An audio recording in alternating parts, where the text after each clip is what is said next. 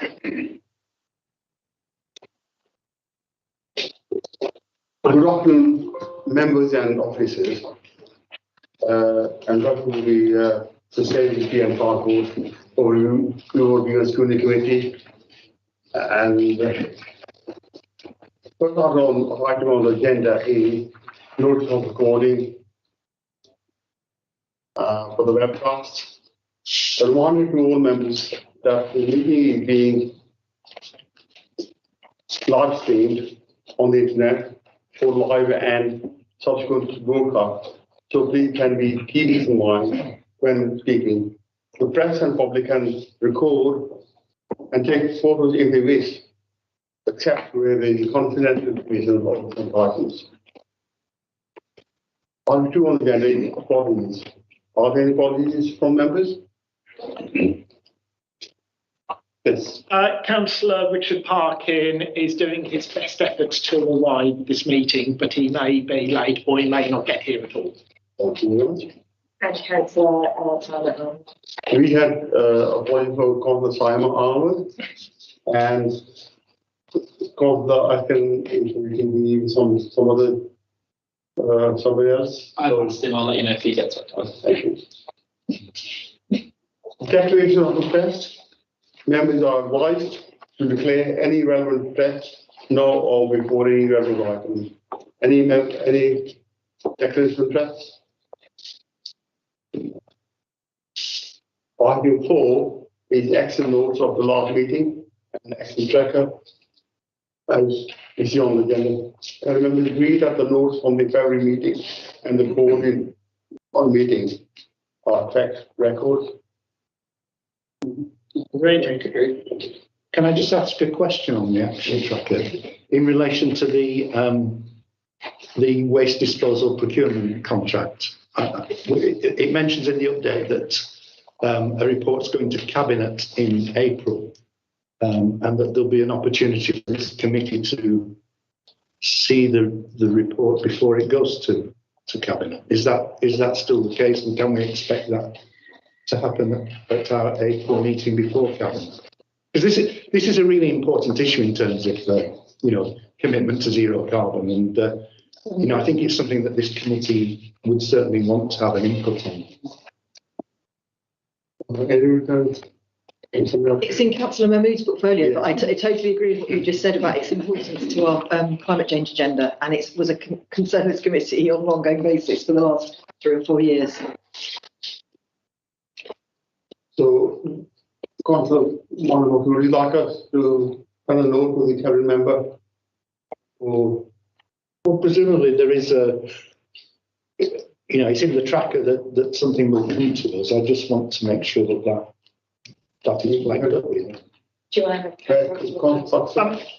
Thank you, Chair. The next meeting of this committee is under item agenda 8 on the 19th of April. This report is supposed to go to Cabinet on the 25th of April. The report will therefore, as far as possible, be in the public domain. So I can't see any reason why, if as Chair you agree, it could come to this committee and that we could debate the public elements of it. If there is any private elements to it, my understanding of procedure is you would have to ask the committee to go into private session in order to make further comments. And it may be that you wish to invite Councillor Mahmood to this committee on the 19th of April to discuss. That's entirely your call, Chair.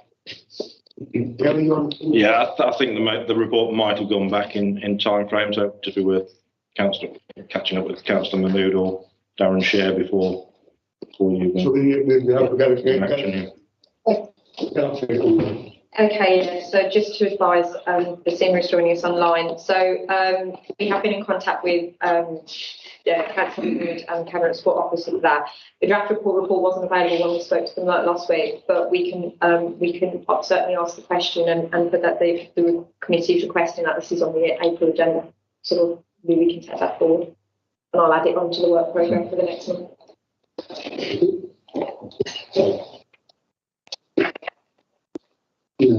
XY even sent on my behalf, but I'm really quite strict, so I'll be rearranging for the agenda during the call to action to interrupt Councillor Hudson after the line first. followed by Kevin members' annual report, and finally the annual flood risk management report. We'll go on to the calling for action. Thank you, Chair. I did inform Amelia yesterday that in the light of the response from Kevin, that I'm happy to withdraw the item, that there were issues I was still unhappy with, but rather than take the committee's time up with them, that I would email the relevant officers direct with matters still outstanding. And in fact, could Kevin confirm he got my email yesterday? Yes, did you? Okay, so I'm happy to formally withdraw that CCFA, Chair. Thank you, I'm sorry for that. That means we have spoiled of your item 9 now. So we move back to the agenda of members' report, annual report. Thanks very much, Chair. Just briefly on the councillor call to action. Thank you, Tim, for withdrawing that, because I've seen the material that Kevin has sent you, which I hope provides the answers and reassures you that work are completed or in programming. But I do think that the role of the committee primarily is to hold the executive, to account in those portfolio areas of transport and environment, and that's really what the time needs to be devoted to in the committee. So I'm very pleased that that's what we're going to use the time for today. And we just, a number of us, including Tim, but also Colin and Sharman, have just come out with out of an interview where one of the things we were testing was accessibility to members. And ability to respond in a way that's actually helpful to us as local members in whatever we're doing. So I would just say that in future, please, anyone who's got an ongoing issue, please pick up the phone or just get in touch. And because I know how incredibly frustrating it is, and I'm very aware of, remember from my time in Hull Green, the situation outside Chilcot Primary School is always very, very difficult, isn't it? So absolutely understand the frustration, but I think there's probably quicker ways of getting information than going down this formal route. Sorry. I have been trying on many of those issues for up to 2 years to try and get answers, but I'm very pleased that I've now got those answers, and as I say, I can contact officers outside this meeting regarding the matters that are still outstanding. Member. Excellent. Thank you very much, Tim. Well, I've probably aged myself in a Bob Hoskins way. I'd say it's been good to talk. So, privileged dialoguing and for the scrutiny committee, I know from my own time as chair that really this is a forum to discuss the citywide issues and put the challenging questions to me and cabinet colleagues about what the executive is doing to deliver the policies of the council, but also to meet the needs of residents across the whole city. With that gratitude off my chest, I can move into my annual report. This has been circulated in advance because you've seen it's quite a lengthy presentation. I'd like to congratulate the officers who prepared it for me, because I think it just shows you the amount and the intensity of work that's going on. So I am going to try and go through it quite quickly in terms of going through the slides, because I'm assuming that you've all read it and had a look at it, and then so that we have enough time to do question and answer and have a discussion, but also give Hannah's report on flood risk management the attention that it deserves, because again that's a key area of the portfolio. So if I move into the slides, then obviously it's just some comments at the beginning about the environment that we're operating in, the key challenges that from the strategic framework for my portfolio, and those are the climate emergency and the contribution that transport can make to decarbonisation. And we know that cars make up 60% of transport emissions, and overall, I think vehicular transport in the city amounts to about a third of carbon emissions from Birmingham. So that is absolutely got to be our frame of reference for everything. Transport equity, I think, is something that is a theme running through everything we should be doing. There are some social groups that are more at risk of from exclusion on mobility and accessibility grounds, and we need to have a particular focus on those groups. And I just think that there are other aspects as well as making sure that we're doing things to promote the transport opportunities of the people with the protected characteristics. There's all sorts of other issues of equity in relation to where we're doing interventions and making sure that we're addressing transport need across the whole city, and also balancing up the needs of drivers and and with those of pedestrians and cyclists. So that again was a theme of some of the questioning that we were doing with candidates this morning. So it's something that's genuinely this transport equity theme. I think something that's got to drive what we do, because we've gone through a phase where we've had an absolute organisational and corporate focus on the Commonwealth Games, to which transport and highways made an absolutely massive contribution and actually secured success. But now we need to get back to some of the more of the sort of business as usual type of activity. Air quality, and in responding to the health crisis that is presented by poor air quality, that obviously continues to be an absolutely integral part of my portfolio, and obviously it's a key part of Councillor Mahmood's portfolio as the Environment Cabinet member as well. So again, that's something I think expect your committee to be taking an active interest in that as we get further into the existence of the clean air zone. This is a city that's growing. We want to attract inward investment, new jobs, new homes, and new opportunities for retail. And we need to have a transport system that facilitates that, but without creating further congestion and gridlock. And then obviously the final sort of contextual challenge that we've got is recovering from COVID. I know we had an amazing, I'd say, a response in terms of emergency active travel measures at the beginning of COVID, and also then in the midst of COVID, we had to deliver that massive project that was the Commonwealth Games, and the officers across my services rose to the challenge. But I think there is now a recovery phase where we have a lot of things to contend with, not least difference to people's travel patterns, how often people are coming into the city. When they're using public transport and all those sorts of things, which are a big challenge for not least the public transport operators, particularly bus and rail operators. So that's the sort of, if you like, the horizon and the strategic framework that we're looking at. So our big vision about how to resolve a lot of our issues and to respond to those challenges is, of course, the Birmingham Transport Plan, which this committee has talked about at length through its development and inception.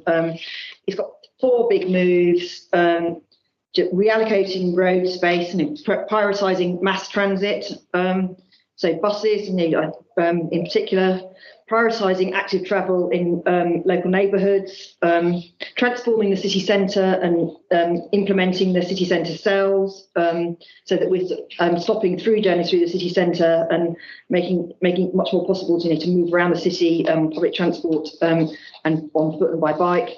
And then the final element is managing demand for parking, so parking demand management.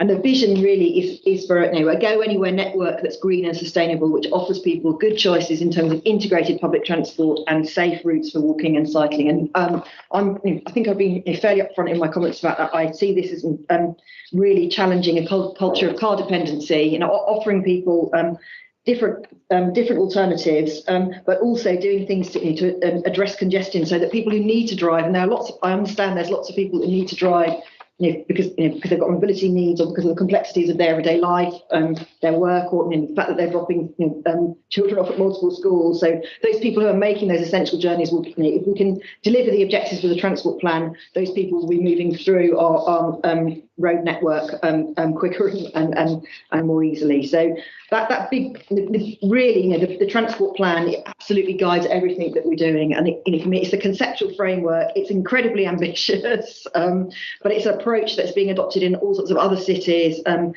we're going to hear from some of that best practice from other cities at a transport summit that we're holding at the end of April. So that sort of takes me into the next slide, where the next phase of the transport plan is the delivery plan, how we're going to make the plan work on the ground. And I'll probably leave the officers to talk about that in more detail in the question and answer session. But we're at a stage where we launched the transport plan, or signed it off in 2021. But we need to actually understand the implications of that plan for mobility in the city, because I think the modelling that's accompanying this work on the delivery plan is coming up with some quite startling outcomes. And for example, that if we want to deliver the outcomes of the Climate Change Action Plan, which is to get to net carbon zero by 2030, we would be talking about a 95% reduction in vehicle miles travelled. That's correct. I mean, that, if you just stop to think about it, is a absolutely astonishing amount of progress that we'd have to make in a very short amount of time. And then if you lay that alongside the similar targets and modelling that's going on, accompanying the local transport plan that's being developed by the Combined Authority and Transport for the West Midlands. You know, it's all a very challenging agenda. So that the delivery plan and getting the mechanisms in place to monitor progress and deliver interventions on the ground, that's all absolutely the biggest challenge for this portfolio. So on the next slides, we've got a list of the major schemes in development and delivery. So we've got them all there. East Birmingham to Solihull Corridor, developments around the One Station and Smallbrook Queensway, Sutton Gateway, the A45 segregated cycleway, extension of the A38 segregated cycleway beyond Selly Oak to Longbridge, and the city centre active travel connections to interchanges, and carrying on, the East Birmingham to Solihull bus corridor, which is bus enhancements, Hagley Road rapid transit, the cross-city bus corridors, and the A34 and A45 sprint phase. I've cantered over that, but those are all massive projects with which are delivering the objectives of the strategic plans, and particularly the bus priority. We've got to take people with us in the debates about bus priority, but prioritising mass transit is absolutely how we get to functioning integrated transport, giving people the option to get buses which can move quickly through traffic. So I'm very committed to those. And I think it's quite challenging for local members when we get to the stage of consulting and engaging on those schemes. But if you look at the improvements in journey time that are already being delivered on the A34 and the A45, they're significant. And I keep on saying to Rose, is my cabinet spokesperson, so that frequent traveller on the A34, that we should capture some of her feedback about reductions in journey time strictly on the bus, because I think people's perception of travelling by bus are largely out of date. And again, if you think back to the summer and the Commonwealth Games, shuttle bus service, a lot of people took buses for the first time for a long time and realised that it could actually be quite a pleasant and efficient experience. Okay, on to rail, and this is something that I've almost sort of brought back into the portfolio, because I think Councillor Zaffer, because he had a much wider spread of responsibilities, and he had delegated the work on rail to Alderman Stuart Stacey, who had real expertise on rail. So I've brought that back into the portfolio. I'm part of the West Midlands Rail Executive, so I'm trying to sort of build my knowledge there. But I just think that rail is an absolutely key part of delivering the objectives of the transport plan. I know the committee had an excursion out to the University Rail Station before Christmas on the day of one of the strikes, and I know you had a number of questions about how that build is going and how challenging we are being with particularly the rail executive, given that we've made a significant investment in that build. So I think we need to keep monitoring that. And it's obviously a massive project. I go past that very often, when I'm commuting into the city centre, either by rail or by bike. So that's something I just want to reassure, particularly Councillor Brooks. That's something that I will be keeping an eye on actively and asking the questions about cycle parking and so on, which you've raised. The Midlands Rail Hub is absolutely key project, and I've been involved in some lobbying and meetings about that, and that's about expanding the capacity of the network around Birmingham, building things like the Bordesley Chords, and ensuring that that we can get the frequency and regularity of services that we need to support growth and low carbon mobility across the region. We're also working with the West Midlands Rail Executive to improve rail access to Birmingham, and looking at the strategic rail-based park and ride business case. Although we might want to have a discussion about that, because I think it's interesting to reflect on the usage of the current park and ride stations on the rail network. The next point is something that's very close to Councillor Huxtable's heart, because ever since, actually, it's not just since I've been a councillor, it's actually since I started working for the council, which was I was here as an officer for 10 years from 2001. And I remember Tim talking about the Campion line. So it's been really, great to see the construction starting on those stations. And again, that's where we've invested funding from the Clean Air charging zone net surplus revenue. And I think that's a really good way to use the net surplus revenue from CAS to support those new local stations. And I think the point at which these slides were drafted was slightly before the recent announcement on the other local stations, where there's going to be some exploratory work done by the West Midlands Road Executive. The ones there with the Walsall Heath Station and Castle Vale. Historically the historic Castle Vale Station, which is actually in Castle Vale Ward. So I anticipate quite a lively campaign about what that station would get to be called if it to be open. Although, as far as I understand it, reopening Castle Bromwich / Vale Station may be a bit less challenging than reopening Walsall Heath, because Walsall Heath depends on the delivery of the Midlands Rail Hub. But that may be something that we want to come back to in the questions. And the final point on this slide is in HS2. HS2 is stating obvious, an absolutely crucial project, both for transport mobility, but wider economic growth, inclusive growth in our city, and making sure that we have the right transport connections to it, and also that HS2 doesn't light some of our own objectives for connections across the city. That's absolutely key. So there's an active program engagement there, and there's also some opportunities. I think there's some a road safety fund that HS2 is offering, where I think some of the wards that are the closest to the Curzon Street terminus, there's going to be some scope to look at and measures that will improve road safety and make access to schools and so on easier. So I find this whole rail section of this presentation is one of the things that I'm really most excited about, and obviously continue to hope that the rail dispute gets resolved, but who knows when that will happen. On Metro. Again, there's a lot happening. I think the first thing to say is that, when I took up this portfolio, there was just an absolute white knuckle ride to see whether the West Side extension to Hagley Road would open in time for the Commonwealth Games. And I think we should congratulate everybody involved that was the case, and it opened up and was a key transport connection for the Games. And we're continuing to work with them. Midland Metro and Midland Metro Alliance to finish off all that remains to be done on Hagley Road. There are still some bits, treatment of the side roads, and some issues about signage and routes for cyclists and so on, that we're continuing to work on that. The East Side Metro extension is ongoing, with section 1 completed to Bull Street, and the Delta Junction is complete. We're all aware of the ongoing issues in Digbeth with the disruption to businesses and all that's entailed in retrofitting a tram line. Keeping a close eye on that.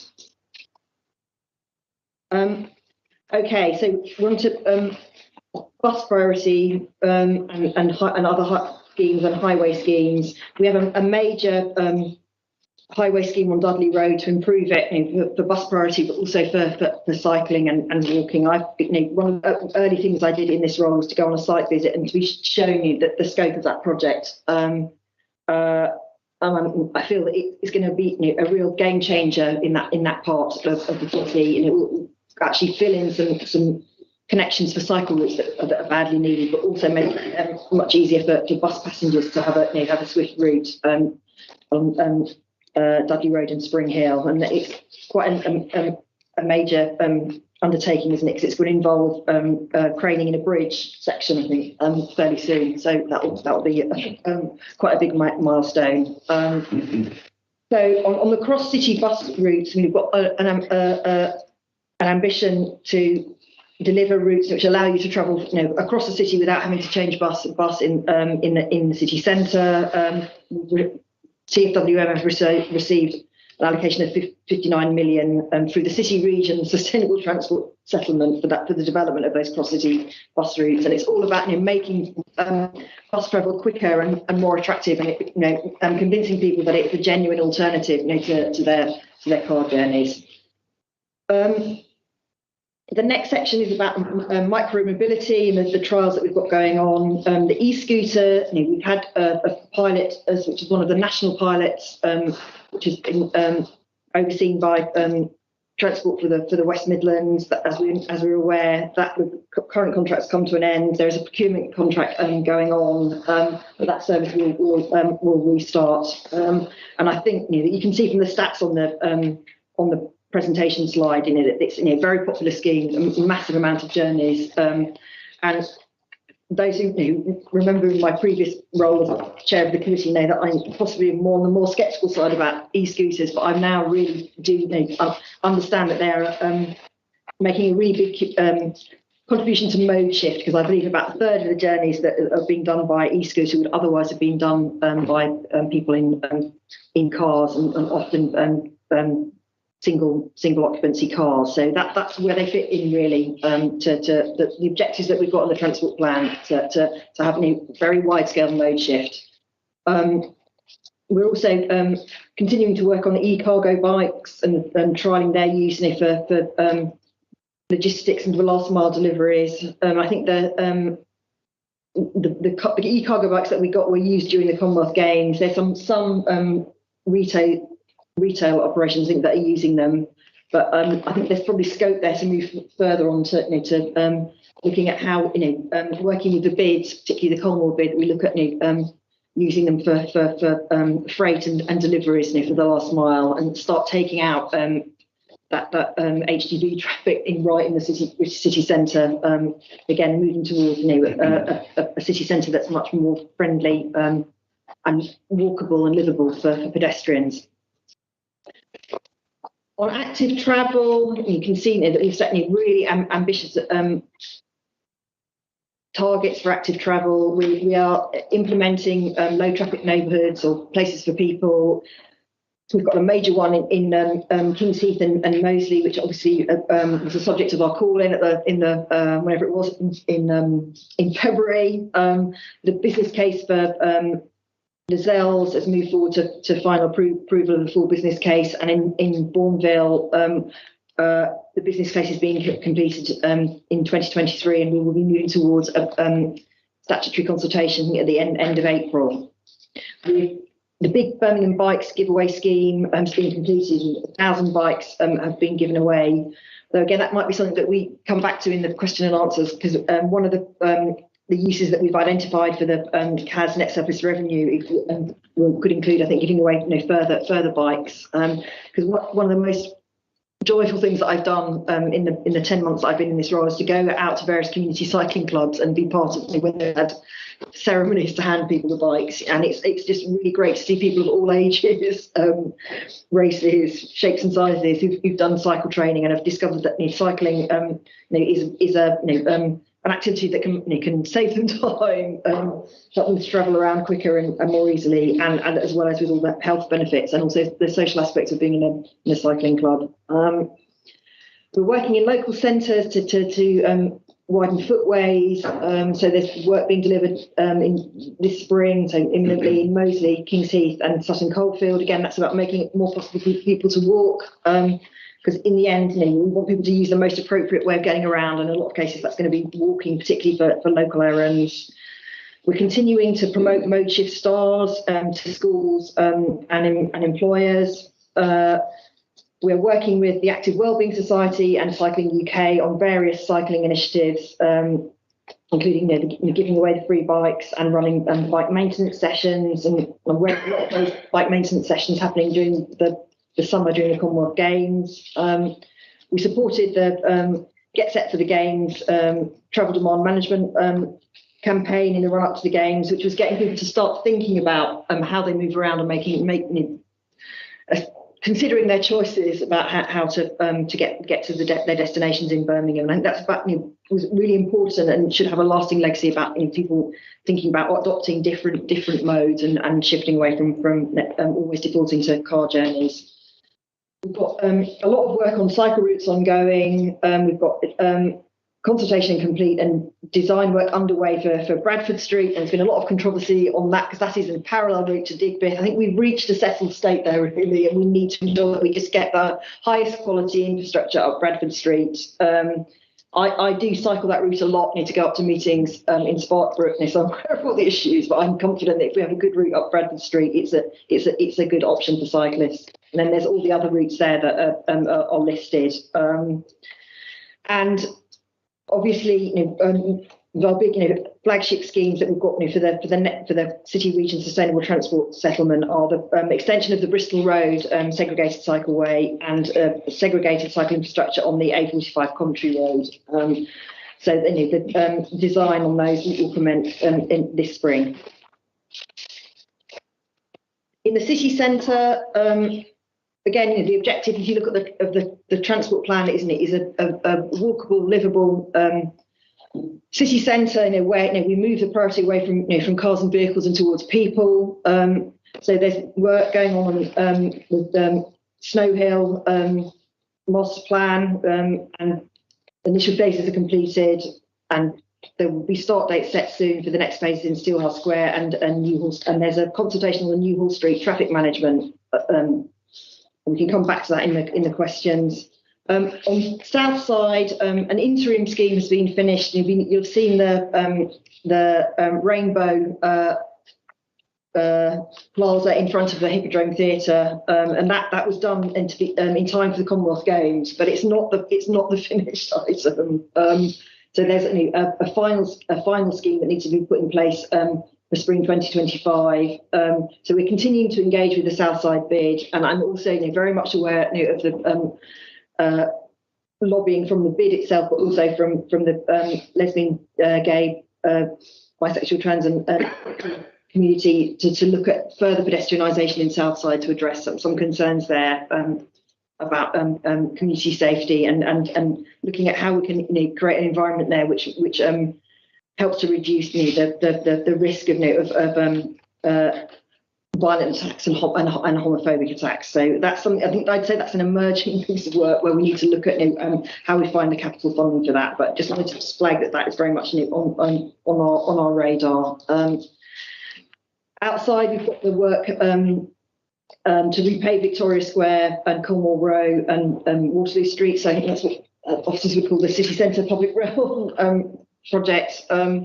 We repaired the fountain and had the fountain working in time for the Commonwealth Games, which I think was a very important thing because it's a flagship piece of public art, which is really, was the sort of the crowning glory of the city centre, and the fact that it was working again in time for the Games was something to be proud of. Although obviously we did have the instance with people sabotaging it with foam and so on, but that luckily that seems to have died down, doesn't it? And we're going to have some projects to look at updating pedestrian wayfinding. In fact, actually, sorry, that was the pedestrian wayfinding project was completed in time for the Commonwealth Games, so that people were able to find their way easily around the city. And I think actually, I seem to remember being briefed about a wayfinding scheme around Digbeth and around the HST terminal as well. So I think in general, making the city more walkable and helping people to find their way in key places in the city centre is very important. So I'm thinking about things like routes between the rail terminuses, for example. On school travel, that's obviously an area that's really important to the committee as an overall objective, to look at how we can start to reduce the number of school trips to school and school run journeys that are done in cars, because that is really an absolute driver of congestion and air pollution in the city. So there you can, from that slide, you can see the whole range of activities that we're doing to try and get people to consider what's a sustainable journey to school. So I'm not going to read all of those out, but I think I would particularly focus on the car-free school streets initiatives, which I hope you're going to embrace in your own wards, and the fact that we're moving towards a comprehensive network of air quality monitors in every school to ensure that the schools can work with pupils in class to understand the impact of air quality, but also possibly work with parents on an understanding of how the decisions that they make about travel to school impact on air quality, particularly around schools. Road safety. See, from this scheme, we've got a number of local safety schemes in continued evaluation and development. We've got 20 mile an hour limits expanded to include all residential areas in the segment that's called B3, which is North Edgbaston, Handsworth, Soho, and the Dells. So an outline business case is currently in development for that. I think that's, I'm very pleased to see that, and I want that to progress as swiftly as it can, because at the moment, the other three zones, which I think are largely on the south of the city, are starting to be corrected.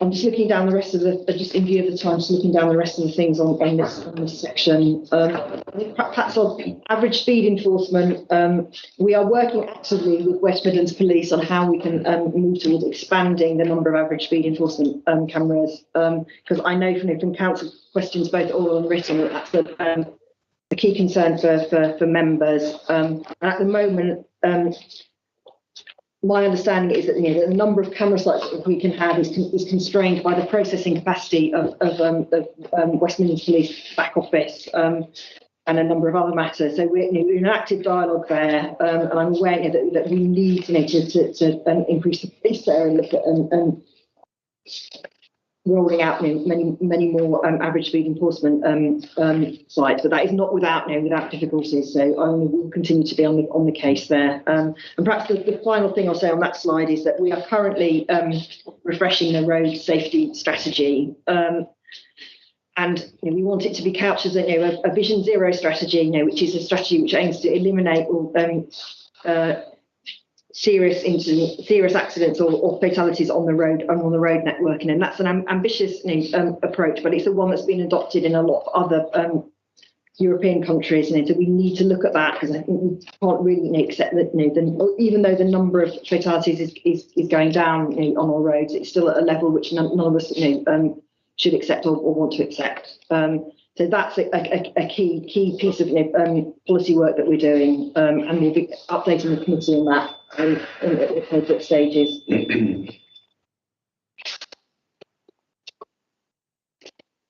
So moving on to traffic management and emissions management. That the first thing to talk about there is the work that's being done on the city centre cells. That is a key part of the transport plan, looking at how we restrict private vehicle through trips in the city centre, and we're looking for additional funding to complete the rollout there. But that approach is one that's being adopted in a number of other cities, notably Ghent, but I think also other places in Europe. Obviously, we've got the clean air zone in operation, which it's been in place since June 2021. So it will be just coming up to 2 years this summer. And actually, I just asked Bill, is that sat on the compliance of vehicles? Is that correct? Or is it actually a bit higher than that? We're actually inches of cabinet member each month. Yeah. And as you're aware, it's probably aware they've been reading more. The reduction in nitrous oxides is around 13%. We've got the annual status report, which will be done, as you say, for the 2-year anniversary. Yeah, so the clean air zone, is its purpose is to drive the quickest possible reduction in nitrous oxide emissions, and so that we get as quickly as possible to compliance with the legal thresholds for air quality. So I think we can say that we have evidence that it's succeeding in that objective, and the numbers of vehicles that comply who are passing through it is increasing. So the one thing that I have retained from briefings is that the actual overall volume of traffic going through the city centre is continuing to increase, though. So and I think that just points up that actually having the ANPR cameras in place around the perimeter of the clean air zone means that we're getting a huge amount of data about traffic movements, which I think will be really hugely valuable to us in all of our transport planning and modelling in the future. And we also have studies that are being commissioned as part of the Transforming Cities Major Road Network Fund. So they'll be looking at future enhancements for the A4540 Ring Road, the A38 and Kingsbury Road Corridor, and the A435 Ulster Road. On to parking. This is the supplementary planning is that supplementary planning Document delivery, yes, sorry, I sometimes struggle even now with the acronyms. So we're looking at releasing capacity, so releasing underused car parking for more efficient uses such as housing developments, reducing the number of council-owned car parking spaces, and redeveloping a number of large car parking sites, taking a more active approach to curbside management and to ensure that curb space is allocated in a fair and efficient and sustainable way. We're moving forward on controlled parking zones and development of the business case to expand them around the city centre and beyond the A4540. And that's about tackling the excess commuter demand.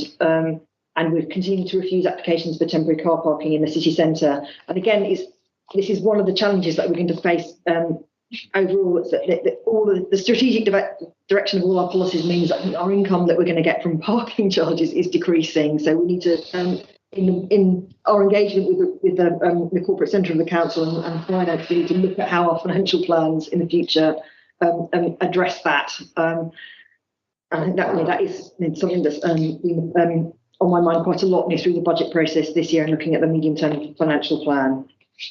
Okay, getting towards the end here, but almost sort of saving the huge, the massive PFI contract area of my portfolio.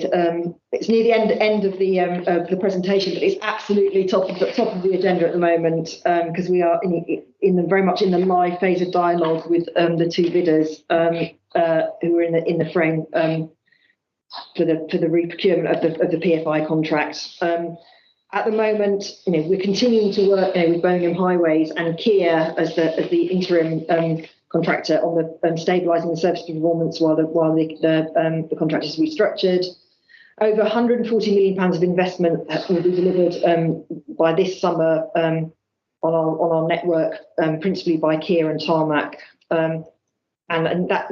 There's a big challenge, I think, for the organisation to maintain that sustained level of investment to ensure we get to a standard of road network and footways, lighting, all of it, to a standard that we're all happy with and can be proud of. I think that in the run up to the Commonwealth Games, I think we saw a big effort to get the highways network into a good state, particularly in places which were covered by the marathon routes. And I've been to a number of conferences and events since being in the portfolio where people have actually unprompted come up and said what a great experience it was to be on the bridge network in the city. So I think that thank everyone involved in that, and I think it does show that we're starting to sort of get to a much more stable state after recovering from the whole experience with Amy, and we're looking forward to a much better outlook there. Obviously, the final points on this slide are about the re-procurement of the long-term PFI that I've already alluded to. That process started in February 2022, and I think now we're probably looking at a new contract and being mobilised in November or December. Yeah. So we are getting there. There's a slide here on flood routes management, which I asked to be inserted, even though we're going to have Anna's presentation, partly because I just want to acknowledge the importance of this in the portfolio, because we have the flood risk responsibility, and we're for all the reasons that are listed here. But I don't want to steal Hannah's thunder, but I would like to say that I think that re-establishing a fully staffed flood risk management team is one of Kevin's. He's got many legacies to the organisation, but that is one that I think he's particularly proud of. And I am particularly interested in it because one of my first things I did as a scrutiny chair was to chair an inquiry about the 2018 flooding episode, and we learned a lot from that. But at that stage, we didn't have Hannah. I don't know whether you were working as a consultant at that point. I don't think you weren't in the established post. So that's all around what we're saying. We're very, very delighted that you're here and working for us, but also that that Kevin's led on this agenda to fully staff up that team, and actually we've got that capacity there to address flooding in terms of the immediate risks, but also mitigations that we need for our climate change response. So I'm going to let her talk about that in her annual report later in the agenda. And then this is now the final slide on funding. We're continuing to bid and successfully acquire funding from a number of sources, and those are listed there. Transforming Cities Fund, the Active Travel Fund in its various bidding rounds. We have our report on the capital programme is coming to Cabinet next week, and that's obviously a major report, and the capital programme is absolutely the fundamental enabler of everything that we're doing. And but I'm quite pleased when I look at that report to look at the balance now shifting towards more investment in active travel as well as the other major highway schemes. And as it says in the final bullet point, we're continuing to lobby government for more funding, longer settlements, multimodal pots, which will allow us to actually to bring in bus priority, cycle priority, and highways improvements at the same time, more devolution of funding, and self-financing models linked to demand management, which is that's an interesting one, which is possibly takes us into the realms of discussing what we might have beyond the clean air zone. Okay, so that's unfortunately taken me longer than I anticipated to sort of go through the presentation, but thanks to the officers who worked to prepare that, because I think that's a really comprehensive catalogue of everything that's going on in these two service areas, and it shows just the intensity of work that's going on to transform the our road network and the whole way that we move around the city. So happy to take any questions now. Thank you, Cabinet. Questions?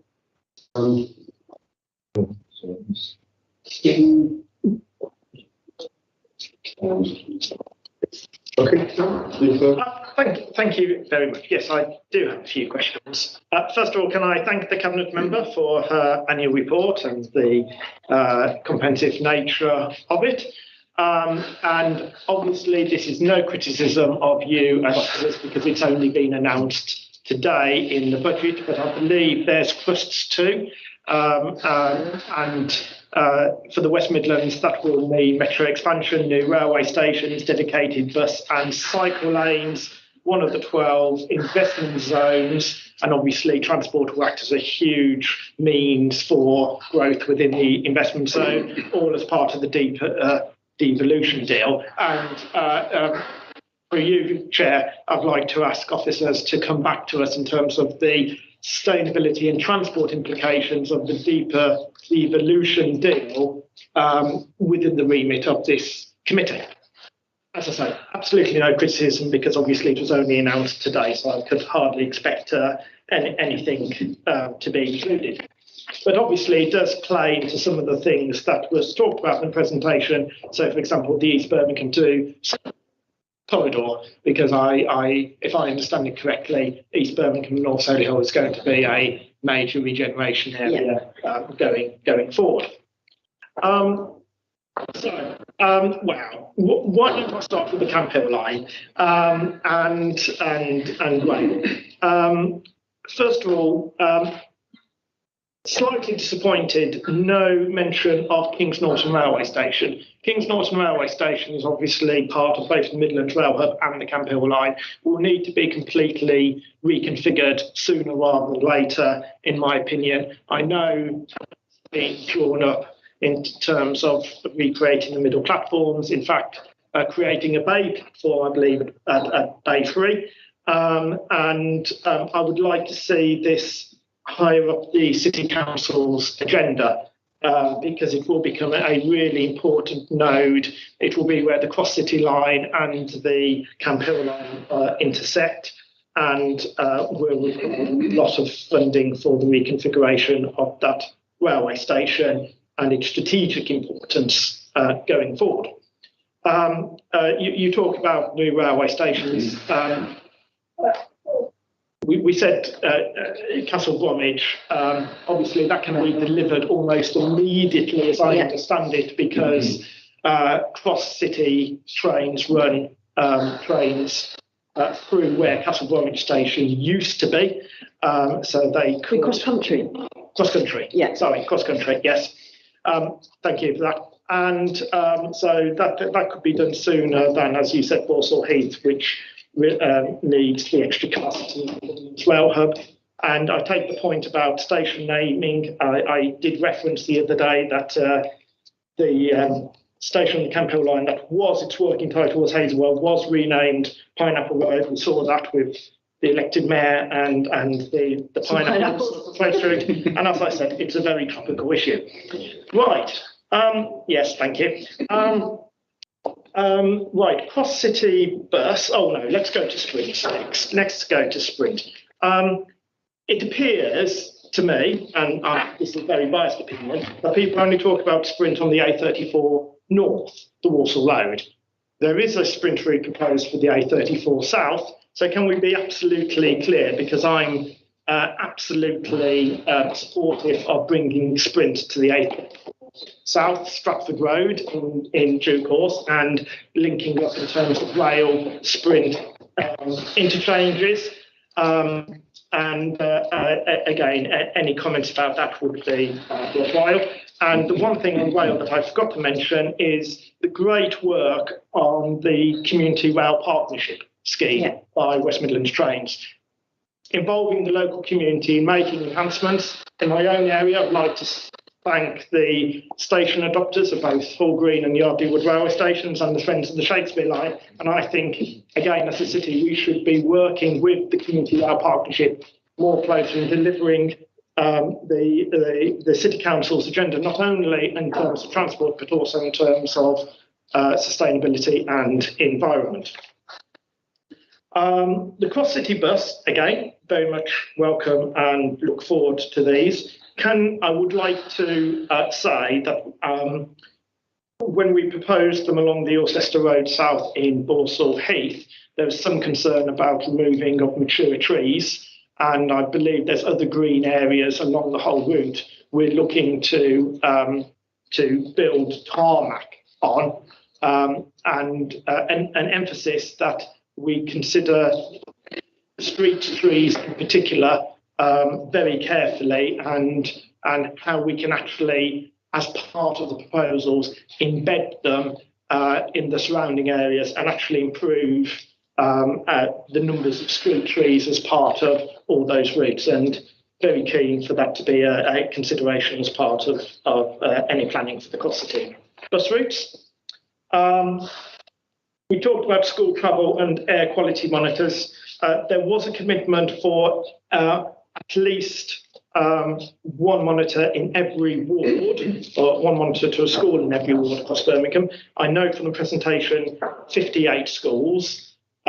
We have 69 wards. I suspect there's 2 schools in one ward. So I'd like to know about the commitment, the promise that there should be one in every school in at least every ward across Birmingham, and where we are with that and how we're going to actually achieve that. And on the subject of promises, we were also told by the previous cabinet member for transport that he would triple the number of average speed enforcement cameras, working with the Office of the Police and Crime Commissioner. And I would like to know how we're doing in terms of that promise, because since that promise was made, I haven't seen any further ones put in Birmingham. I have seen one put in Solihull along the Stratford Road by Monks Path, but none actually in Birmingham. So where are we with that commitment promise for the tripling of ASMs? 20 mile per hour limits. Again, I asked in the petition for a 20 mile per hour zone in my ward, and the answer was no, because, and I think we need to shift the mindset from no because to yes if. And the rollout to residential roads of 20 mile per hour zone seems not to be as quick as it could be, especially where there are roads where residents are actually asking for it, yet we're still telling them no because. Yeah, no, I'm trying to race through these, Chair. Controlled parking zones, again, I've been contacted by people who are just beyond the A540 road to say, as a result of the CAZ, their roads now have become parking zones. Car parks, what are we doing in terms of rolling out controlled parking zones more quickly? Highways PFI, the new programme starts, I believe, in July 23, the annual programme. I'd like some reassurance it's not going to be affected by the contract not actually starting until November 23 or December 23. Again, very concerned about communication to members about some of the schemes actually coming forward. I get mixed messages all the time. Kevin's well aware of these mixed messages. I'm told I get a petition response saying, no, we're not going to do it. Yet the petition response I get, no, we're not going to do it, follows a week after a written question to council saying, yes, we are going to do it. So, you know, there seems to be a lack of communication there. Recently, someone forgot to tell me that a major road in my ward was going to have new street lighting. Obviously, I very much welcome, but no one told me, and they should be communicating with the councillors in advance of putting letters through residents so we can answer or help answer any of their queries. I will save my questions on the flood mismanagement for Hannah when she comes in. Thank you, Chair. Right. We're on for the question. Okay, somebody keep this because I've got reflections on the Trailblazer devolution, Kings Norton platform 3, sprint southbound, 20 mile an hour rollout, PFI. Anything else? Cross city bus, Third quality monitoring. Everything.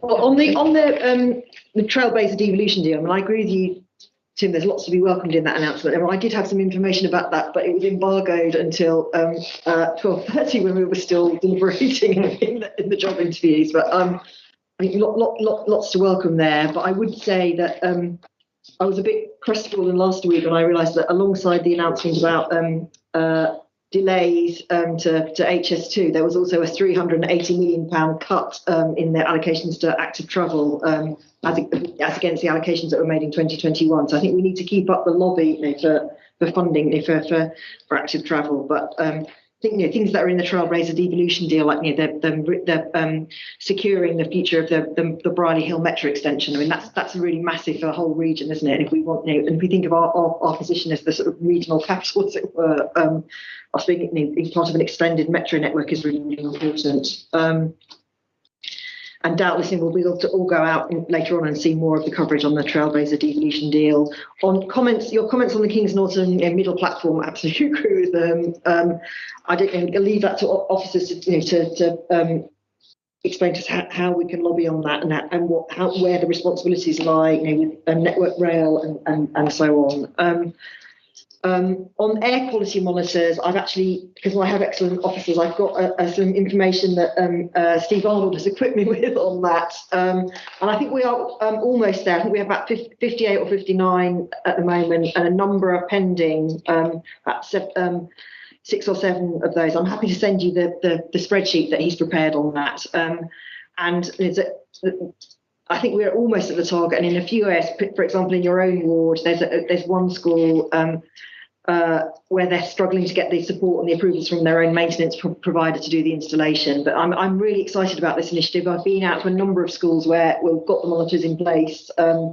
One in Councillor Adam Higgs' ward and one in my own ward. And the pupils that I met were really into looking at the data, and the teachers were finding really creative ways of integrating the air quality topic into the curriculum. So I think it's a really good initiative and a great way to be investing the net surplus revenue from the clean air zone.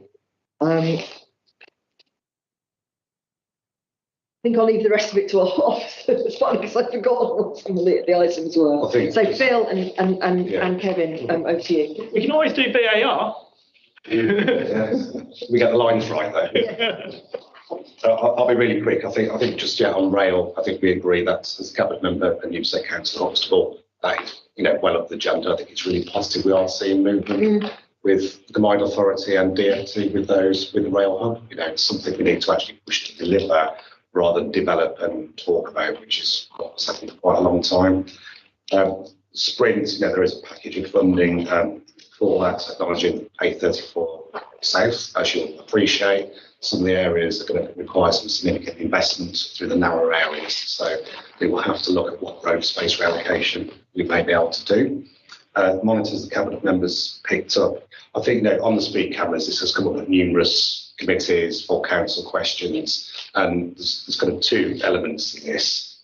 One is, I think I've explained before, the operation has to wash its own face. I can't sit here with a budget black hole to operate the ongoing costs of the speed cameras. That's one element. And as Councillor Clement said, it's around having enough what the police call activations to actually kind of generate and process enough, you know, effectively fines that go through the system, and then into speed awareness courses where the income comes back to us. What I can tell you is all the agreements to do with average speed enforcement in the region either have come to an end, which is the case of Birmingham and Solihull, or in terms of Coventry and the Black Country are about to come to an end. So I've been in communications or meeting the cabinet members with the PCC, the temporary, they call him temporary assistant chief constable, who is actually new to this and who's really keen to drive this forward alongside moving traffic contraventions if those powers are agreed by government. So,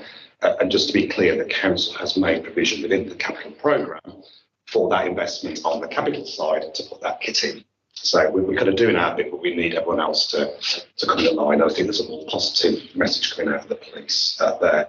You know, some of the road safety concerns, again, I know there are numerous challenges, you know, around criteria. Again, we see this in full council questions. I suggest that we probably get a briefing at the next meeting about the road safety strategy. And then, you know, through the chair, road safety might be something the committee may wish to look at. That's obviously not my prerogative to decide, but I think it will be a worthwhile topic. And yeah, CPZs, again, we're aware of those issues. Then I'll just pick up 3 points on the PFI, then I'll probably work backwards from council. So yeah, comms, communications, engagement sometimes fall down. That's regrettable, but again, going back to the scale of the programme investment we've done in the last 3 years, 140 million, as the cabinet member has said, it's an unprecedented amount. There's a huge amount of schemes. Occasionally, it's regrettable if we get engagement and communication falls down. So apologies if that's happening in the one case on the street lighting instance. Petition responses, yeah, as I've said in response to you on that, response you'll get usually is to request, can we put it into the investment works programme, is, well, if it's not in the programme already, it's unlikely, but we will look. There are other programmes beyond the capital investment works programme, that 140 million of revenue programmes, such as the programme maintenance schemes that we've got, which we can then look to put those streets where they don't fall into the investment works programme, but they can fall into that programme instead. That programme, that revenue programme, is updated every 3 months. So it could very well be, we'll say, it's not going to the investment works programme, but we'll look at other programmes to put it into, and that could immediately happen the following month, it'll go into that programme. So it is just looking at, we're trying to do as much as we can in terms of ensuring that the money we've got goes as far as we can on those issues where problems are being raised. It's about road condition. And I think the final point, yeah, just on the ongoing investment works programme, yes, July 23 is when we usually start and finish the 2 programmes. It won't make any difference to the start date. You want to go back into the PFI, but that's sort of November into December. We will still have a programme that takes us all the way through. It will be a continuous programme on the investment works programme for carriageways and football. Right, next, Connie. Thank you. 3 very short questions. Can you tell me what the timescale is for the A45 segregated cycleway and how far along it's planned to go? Second question, you say there are 95% reduction needed in vehicle miles to meet carbon emissions. Is that based on petrol and diesel cars, or is it take account of electrification? And then finally, the e-scooter trial ended quite abruptly. Can you tell us a little bit more about why? Okay, on the e-scooters, I think I'd have to refer you to the statement issued by Transport for the West Midlands. They let the contract, and there's a live procurement and a number of constraints around that. So I think that's probably all I can say about that at the moment. I think just to be clear, the contract always finished on the 28th of February. I think, being open and transparent here, ideally you would seamlessly move into another arrangement. And as the cabinet member says, it's the combined authority ideally without procurement. Beyond that, we'll refer you to the statement. But there will be a continuing e-scooter service. On the A45 segregated cycling infrastructure, that's one of the schemes that's in the first round of the City Region Sustainable Transport Settlement, isn't it? So I'll ask Phil to just give us an idea of the timescale and the extent to which the design work has started. Yeah, the design work starts. I think it's probably safer. Councillor Green. So I'm looking at you badge. I'm thinking Park has. It's probably safer I'll give you a written update on that one. I'd rather not tell you. Thank you. I would appreciate it. Correct, if that's okay.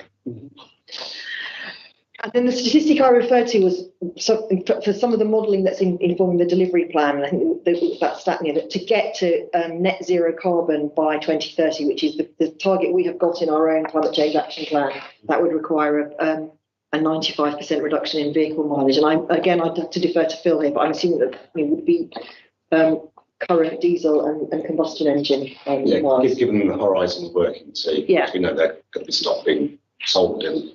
Yes, at the end of the day. Half of cars will be petrol and diesel will be electric by then. So that will have a material impact on the statistic. They will. She's sitting very quietly in the background on this. So I don't know if Mel, who's been closer to the work, can comment on this, or if not, Mel, we need you, Anna, to again provide a written response. Yes, I will get a proper written response from Joanna, because actually there are a number of scenarios here. But the bad news is that up to 95% reduction in vehicle kilometres assumes that pretty much all of the remaining fleet is zero emission at point of use. So that's if you take diesel and petrol entirely out of the equation, you still need to reduce private vehicle kilometres by that amount, purely because of the carbon impact of producing the fuel for even electric or hydrogen or other powered vehicles. But there are a number of scenarios which we can perhaps provide a little bit more detail on.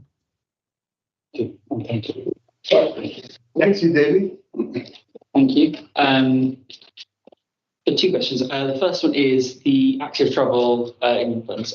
They've said that access to future money depends on authorities delivering within specific timelines. I know there's been concerns about tranches 2 and 3 being behind schedule. So I want to know what we're doing to ensure we deliver within deadlines to ensure access to future funding.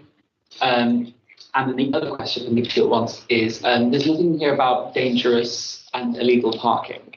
So one specific issue we have across the city is deliveries from, for example, takeaways or restaurants running through third-party applications or bodies, which means the businesses themselves they're able to evade responsibility. So I know there's other issues as well around this, but I'm wondering, what are we doing about that in general, illegal, dangerous parking, particularly around high streets? And that's it. Okay, on the active travel funding, there's been a number of bidding rounds. In fact, we just submitted a bid in the Active Travel 4, and I think that Active Travel England, which is now a Quango, it's a non-departmental government body, but it's a separate entity now, fully established, and they've done an assessment of the ambition of local authorities, haven't they? And I think we score level 3 on that. So they've assessed us as having a high level of ambition. But I think we've had to look at some of the delivery dates in the programme and negotiate modifications with Active Travel England. But it's a closely managed programme which I get updated on every week. So we're very keen to ensure that we get to delivering those schemes on the ground. But I'll ask Phil to comment on that a bit further. Okay, thanks. So I think the other conversation cabinet we had with Active Travel England, wasn't it, was around this, we've seen this across government, and we absolutely welcome the investment we get from governments in whatever form it comes. We've been in these, big deliver, and actually what we want is, we are starting to see this. If I don't tell this council, Huxley will pull me up, those longer term settlements, so we can plan around it. Otherwise, it's very difficult for me to go and hire staff if I can't then have the resources to actually pay for them. Regrettably, my funding model depends on external funding by and large. There's that one. And again, as Councillor Clements says, there is, and we are having a focus on this at the moment around project management and robust delivery milestones and methodologies. So there is some improvement work going on around that at the moment. We get the point is the cycling commissioner has been quite clear with us, isn't he? If we don't deliver as proposed, then we do, run the risk of losing funding, which clearly we don't want. Do you want to pick up the part? Yeah. So I think, yeah. Well, it may not be featured up in the presentation, but it's an active concern. And again, in the interview process that we had this morning to replace the role, it was a major thing. So yeah, over to you, Kevin. Yeah, thanks, Kevin. I think the difficulty we've always had with the type of parking that you referenced there, which isn't necessarily about whether it's the business doing it or the business is generating, as you say, it's the individual. So it's all about the driver and the lack of attention and lack of care they're taking in the parking and making. The difficulty we always have with that, particularly because I'm guessing this is, say, fast food deliveries, this will be that sort of issue. The short-term nature of the dangerous parking they will take makes it extremely difficult for us to enforce it. So the restrictions that we've got, other than on red routes, mean people can usually stop to undertake that sort of activity, sort of minimum 5-minute durations, without us being able to enforce it with parking tickets anyway, if that's what, which is basically the tool we have at our disposal. We do have on red routes, so Stratford Road, Walsall Road and other areas where we've got red routes, we've got powers on there that's no stopping. So we do have powers there to do that. We can enforce that with camera cars and that sort of thing. So instant somebody stops there and we have a camera that's able to take the image of the offence the contravention being taken, we can issue tickets based on that. We can enforce on that basis. But in most cases, that short-term parking is extremely difficult for us to enforce with the powers we've got available to us and the resources, because again, most of those things that we can enforce, those WR line restrictions, those waiting restrictions, have to be done by an individual, a civil enforcement officer on the street, issuing the ticket to the car while it's there. So again, we have this sort of cat and mouse game with a lot of these drivers. We'll send civil enforcement officers out there to known locations where we have that problem.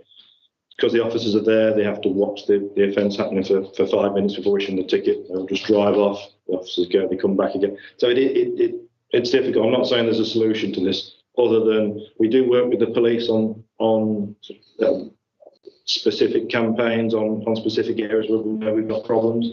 So the police have greater powers than we do in terms of obstructive parking, for instance, and dangerous parking, that they can move people on or issue the tickets themselves. So there is work we will do there. So if you've got specific areas, by all means put it to me and to my parking team, and we will look what we can do out there. If we can enforce it ourselves and do something there ourselves, we will. If not, we'll look to do a joint operation with the police on it. Whenever the difficult times are, what's happening. So we'll put those over to us and we'll see what we can do. But it is difficult with the powers we have available to us for that type of parking. Martin? Yeah, just excuse me. A couple of questions in relation to the local rail development. I'm not going to dwell on issues relating to the University Station, but I do think both at the visit to the station and the session we had with at this committee with the rail executive members, there was some concern from the from councillors that the rail executive don't seem to be up to date in terms of issues relating to multimodal use, modal shift. I think that is a concern. And I just asked the chair to, particularly where we're using CAS money to assist the development of new stations, that we really need to make sure that we're actually getting something out of it in terms of what our what our residents need. And I don't think we can necessarily rely on the rail executive to do that for us, actually. The other thing is,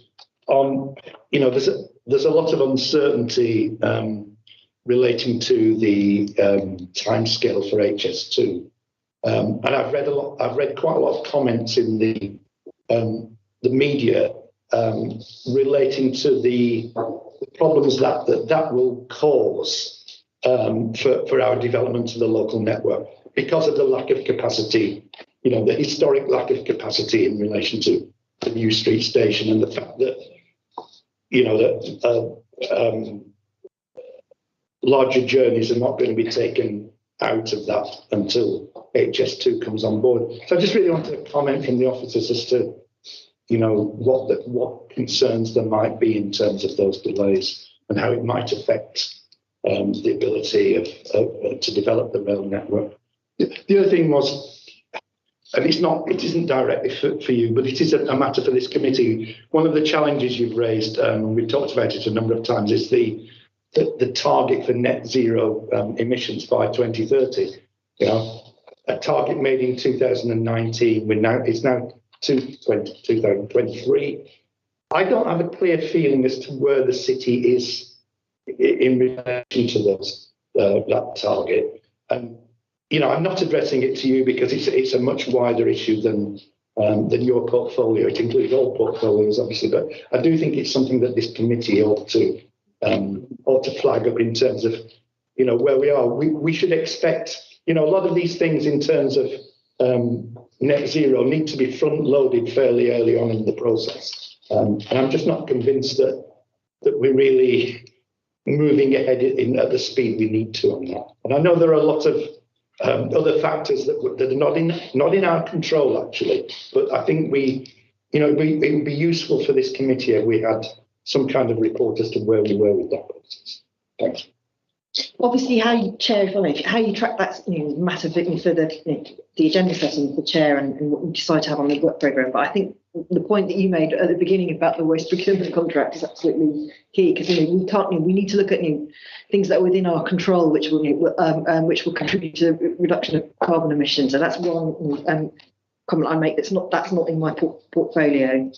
But we did have the annual report on the Route to Zero strategy at full council. I think it was last month, wasn't it? And I think there's a question of the methodology that we're using to do the carbon accounting. But I think you can track the reductions in carbon emissions, because that report's got stats for the reduction of carbon emissions over the last 20 years or so since we started the various strategies. So. But I think it's obviously something you might want to consider in the committee. On the rail station, I'm not entirely sure who you had at the committee from the rail executive, but I'd say that we've got. It's absolutely crucial that the university station build is completed, and that it meets the demands that we've got for it as part of the local integrated transport network, but also serves the needs of the people walking and cycling to it. So absolutely, we'll stay on the case there. But any further comments from Phil? I think just we talked about funding silos today and how we can pop the cycling and pop the bus. And I think if I just perhaps give you some assurance, Anne Shaw, who's the exec director of Transport for West Midlands, I just can't put the detail into this meeting at the moment because I don't actually know the full size of it, but she's looking to restructure.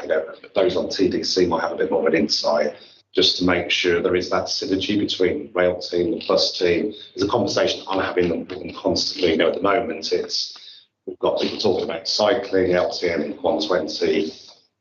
We can measure it, I'm going to call it, rather compliance, a debate for another day. But versus the bus team, who don't want to put a bus lane in. So there's some joining up to be done there. But I think wasn't at the meeting, but I saw your point about the grant agreement.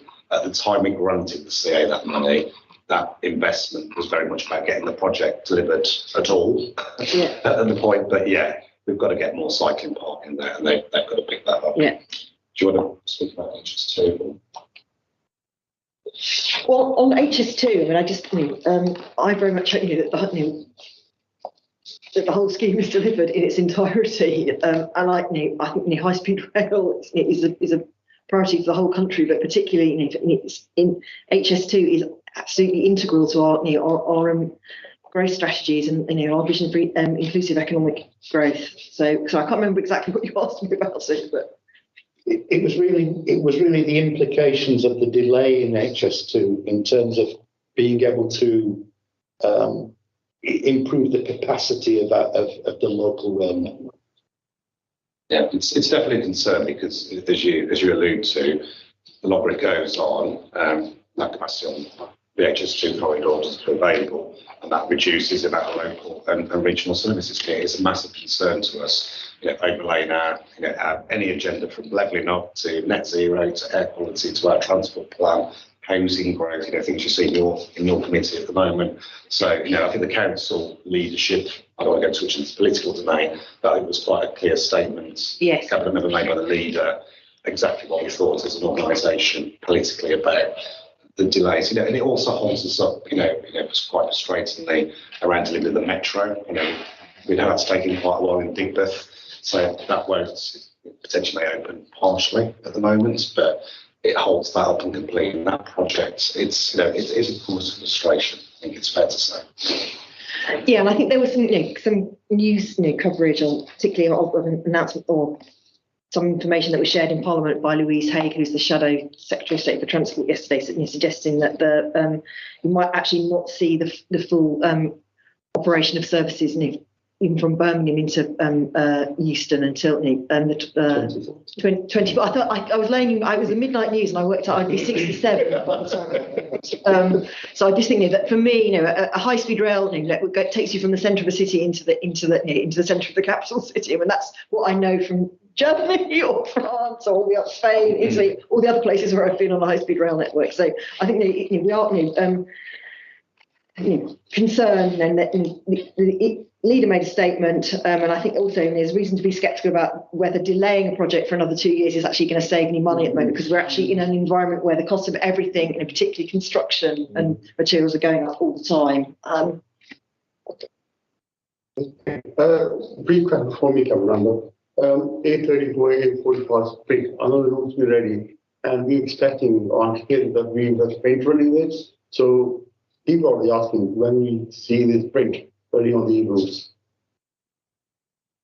As far as I understand, the articulated sprint vehicles have been procured, and I know because I took some interest in that because I was looking and asking questions about accessibility for disabled passengers, but also whether one would be able to take a full-size bike onto the vehicles, and I understand that the answer to that was yes. But I think that there's something about sprint there. We need to embrace it as a bus priority scheme, because the priority is already there, and it's already having the impact in terms of journey times saved on both the A34 and the A45. So I was taken by Tom Skidmore from the sprint team at TfWM on a road trip down the A45, and it's really impressive. And there's going to be further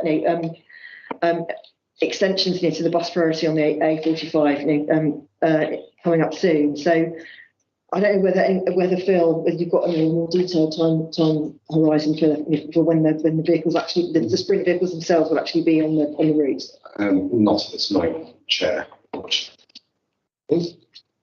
again, we can ask those questions unless anyone else has any insight through to us. Yeah, because that is a transport for the West Midlands procurement.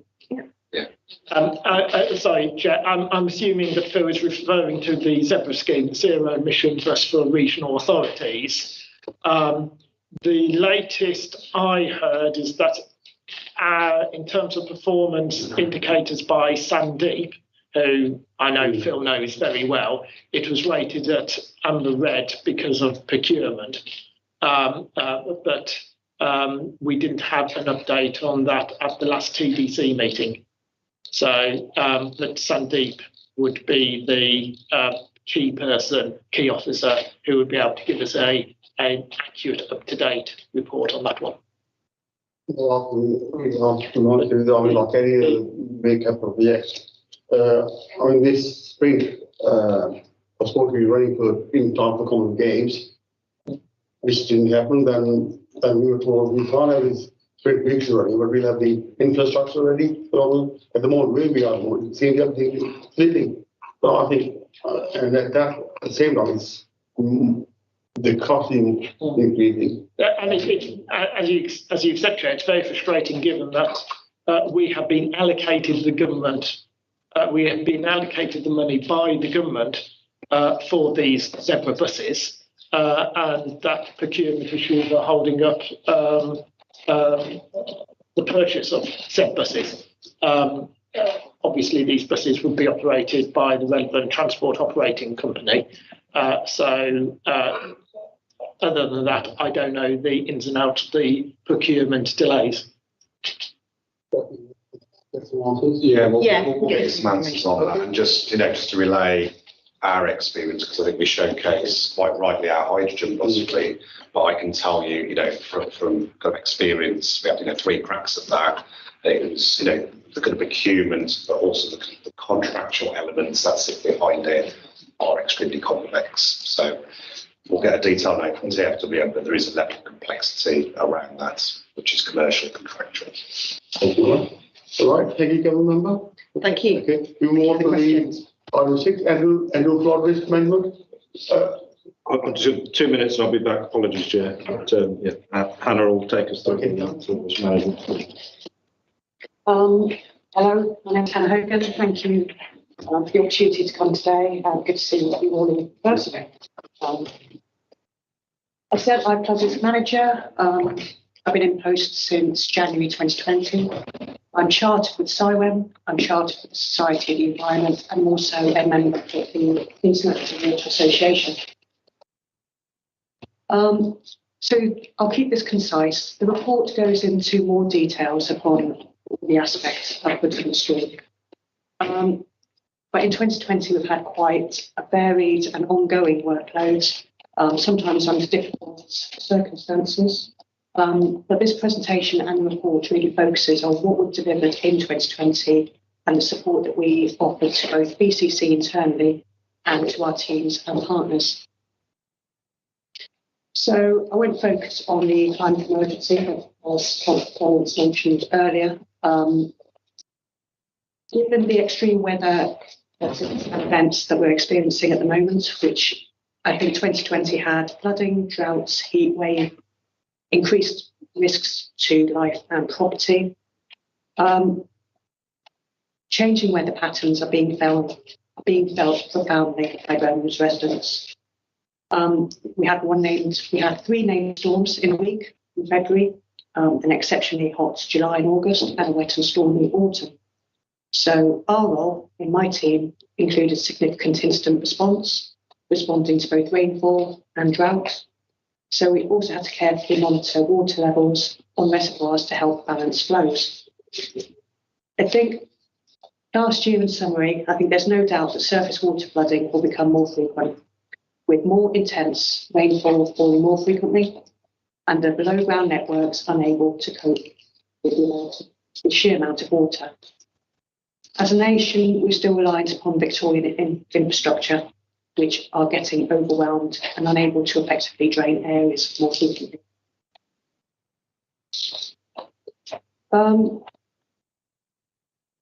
So we delivered a significant number of schemes internally last year. Our roles and responsibilities are varied. We are a statutory consultee in the planning process for major developments, and that's for surface water drainage.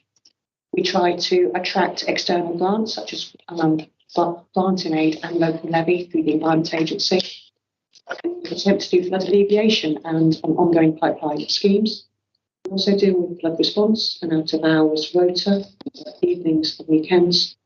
We work in partnership with the Environment Agency, the Landscape Practice Group, the Trent Rivers Trust, the Wildlife Trust and Severn Trent. And we undertake emergency works and works in the interest of health and safety for all of our 11 BCC reservoirs. And on the side, we determine consents under Section 23 of the Land Drainage Act for all ordinary watercourses in Birmingham.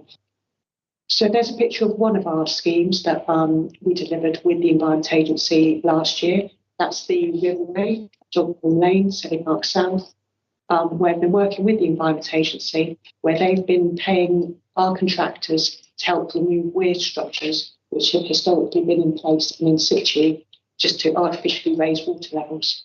If we can get rid of these weirs that are actually an impediment to fish passage, easy for me to say, it will help lower the water levels and furnish the capacity of the river so it can actually accommodate more water in flood events. Our lead local flood authority flood risk management strategy, it was postponed last year. The guidance keeps changing. We've had changes to policy, we've had changes to climate change allowances, we've had the flood risk management plans, river basin management plans. So I think what we'll do, we will get this updated for 2023 now, because although it's a moving landscape, this is quite a, I would say old document, it's dated 2017, but I think it could do with an update. So we'll get that sorted this year, just to reflect, as I said, all the new guidance that's coming out, which seems to be daily at the moment. We undertake the strategic board and the Birmingham Water Group meetings. We undertake a partnership approach, and that involves other teams in Birmingham City Council, the Environment Agency, Severn Trent and Kier as our PFI partner. We have ongoing projects and studies in our 6-year pipeline, and areas are targeted on a risk-based approach, and that's areas that have the best chances of attracting funding, because unfortunately we can't attract funding for many of the schemes that we want to do. The projects will better protect both residential and commercial properties over the next 6 years, and is currently valued at 5 million, but that is subject to business cases, benefits and flood risk outcomes that we can actually attract. This is another one of our schemes. This is Woodgate Valley Scrapes. It's work to create new wetland habitats and the ability to store water in Woodgate Valley. It will bring ecological benefits and wellbeing benefits to people nearby once it greens up. And it was part of the Natural Rivers and Green Corridors project. The works are part funded by the European Regional Development Fund and delivered in partnership with BCC Ecology, the Birmingham Black Country Wildlife Trust and the Environment Agency. And I think once it greens up on a nice summer day, that will bring really nice amenity benefits and ecological biodiversity benefits and flood risk benefits by actually storing water in green space. We also undertook works at Pitcairn Close in Sturchley again. So these were 6 or 7 properties that were still at residual flood risk. Even though we undertook a highway conveyance scheme in 2019 to encourage flows to come off the highway and actually down the hill into twin culverts, because the properties were about 1.5 to 2 metres below road level, they were still experiencing flooding on a frequent basis. So we've undertaken further excavation works, and we've reprofiled the ground to provide a natural ditch and swale with a drainage channel to carry water away from the properties into the old mill race. So they've now benefited from 2 schemes, but that they arguably had 2 sources of flooding that affected them, one from the highway and one because they were so much lower than the surrounding area. We're preparing to undertake works on the Hockley Brook Channel. We're going to clear vegetation and large trees along a significantly affected section of Hockley Brook culvert. This structure is over 100 years old, and the Hockley Brook is tunnels. There are open sections through Soho. It's very difficult to access as it's about 4 or 5 metres down. And the walls are the riparian walls, so they're owned by adjacent landowners. They're in quite a poor condition. So we're actually undertaking health and safety works to try to improve the access down into the river channel and to try to firm up the brickwork to actually make sure that the asset itself, as I said, it's over 100 years old, will be fit for purpose for a few more years yet. The Hockley Brook requires substantial investment, flows in either open channel or massive tunnels through Soho, Hockley, Aston, eventually to meet the Tame at Spaghetti Junction, Just an update on the Environment Agency-led projects on the Upper Bournemouth and the Ray. The EA are looking into the feasibility of undertaking flood alleviation on the upper catchment. They're looking on a catchment-wide approach, so maybe not a big whole storage area in one particular place, but maybe share the volumes over a number of places. The Environment Agency strategic outline case is due this year, and it will be funded by government grant and aid to find a preferred way forward and a viable scheme. So ourselves, the Environment Agency and Severn Trent Water are looking to work with landowners. We've already entered into discussions with a couple of landowners just to see the feasibility and what could be implemented with their permission and support on land under their ownership. As mentioned, we also undertake consenting works on ordinary water courses. So that's everything, every ditch and everything that conveys water in Birmingham that isn't a canal or a main river. And the main rivers are usually the big rivers, the River Tame, the River Ray, River Cole, for some bits now. We also work with HS2 quite heavily as they put in applications for a number of HS2 crossings where it's going to cross the Washwood Brook. And we received 14 applications. So not a lot of applications, but if you can see that the level of detail required, we need at least 3 engineers to look at this, a planning officer, and a few people with on-site experience to help determine whether the proposal is allowed. We've had works funded by my own budget, I suppose. We've undertaken River Cole clearance from Foreman's Road to Nethercote Gardens. We've all actually done clearances and trying to restore culvert capacity by cutting back vegetation around the Skelter Road area. We've done a lot of work on Handsworth Water Brook. We also try to maintain and keep clear one of our strategic drills throughout the city. And we also regularly inspect culvert structures and additional inspections both before and after severe weather, when we know about it. As I said, the majority of our work for the past really 2-3 years has been internally. We do a massive amount of work for the local planning authority. As I said, in the planning process, we look at all the major applications. So we have our LFA consultee role. We're also advising on the strategic flood risk assessment and water cycle study for the planners. We've undertaken works for education, Welsh House Farm Road near Quinton. We've undertaken a lot of works at Handsworth Cemetery, first to alleviate the surface water risk and the unfortunate impact that was having on existing graves, and now to install land drainage for additional plots. We've undertaken work for the landscape practice group, and as you can see, we've done an enormous amount for parks and leisure. And that's because they are a major land owner and land holder. That involves everything within a park with the land under their ownership, whether it be flood alleviation, drainage works, water course improvement works.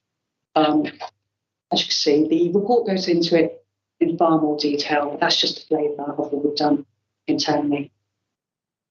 On the Reservoirs Act, as I said, we've got 11 large raised reservoirs in Birmingham that are on BCC lands.